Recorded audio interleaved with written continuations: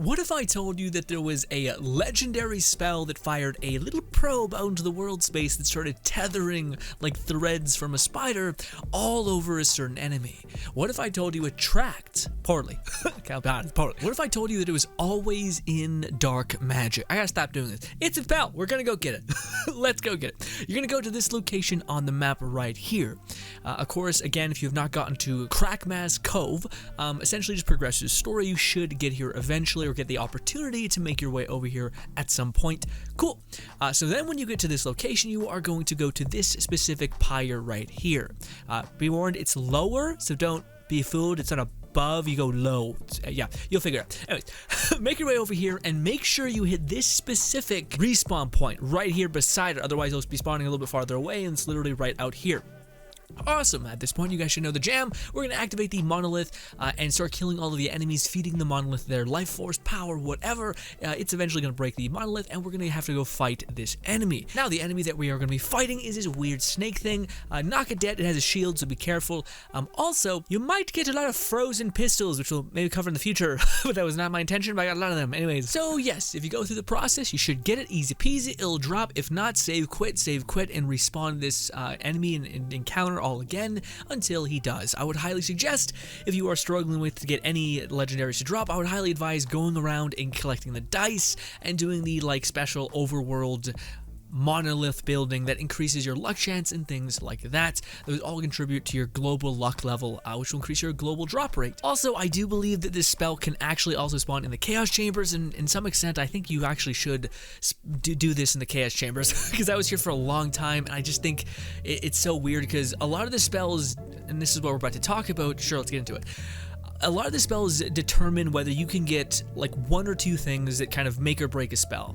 First things first is just having multiple casts of it is a godsend. That's amazing. But with this specific spell, with it being channeling, it's not quite like that. In fact, if you could get repeated casting, which I don't think you can because this one is frozen within its instance, meaning this is made by Arcane, which Arcane is a charge specific spell. So this one I think is somewhat limited, but maybe you can get a modifier on it that gives you ×2 or doubles the projectiles when firing 1. And if you got that, then that can be pretty good. So I would suggest, honestly, on going for this one specifically, go for the Chaos Chambers. I digress. Ladies and gentlemen, what is this spell? Well, the Threads of Fate is going to spew out this dark magic orb that is going to kind of tether towards enemies. Now, I'll be honest, I was really hoping to like this one when I found out what it did, but it doesn't really do what it says it does. I mean, it does kind of home and heat seek, but it's very, very slow. It's much more of a beam than anything else, and in fact, it can come in a couple forms. It can come in ×1, ×3, or stuff like that. That just means it has multiple threads aiming at an enemy, kind of like a tractor beam, but those threads don't mean it can hit multiple enemies for just being in the presence of this orb. It's way more like a tractor beam that if you're aiming at an enemy, it will kind of start to favor that enemy and slowly start to track them. But sometimes it just completely whiffs, and yeah, I'm not doing the best job at selling this weapon, or this spell, but I will say that one of the things that this is always going to be dark magic, and it's going to hit multiple times, which is pretty good for affecting enemies with status damage and then healing like a boatload. So if you want to look at this spell instead of a damage spell, instead of it's a slight damage spell with a shit ton of support capability healing your ass, and yes, this is actually not the worst, and it can pivot around and do that stuff. And if you're already doing a lot of spell damage as the spell shot, then it might be good to go with this. Also, its cooldown is fairly low, but all things considered, I think if you got this with double cast or some sort of alternative effect, like by launching one ball, you actually launch 2 extra projectiles or 3 extra projectiles, then in that instance, I think it would be very, very much worth it. Things like repeating cast are impossible to come into this because it's Arcane. Also, I mentioned this in the last part a little bit, but I still am not 100% on what is the extent of legendaries getting variability. So I don't know if that means like, can this spell get doubled, like 4 charges? Can this spell get a special unique effect as well that's unique to Arcane, like launching multiple projectiles from one cast? 10xing your damage, repeating whatever it does, that kind of thing. I don't know.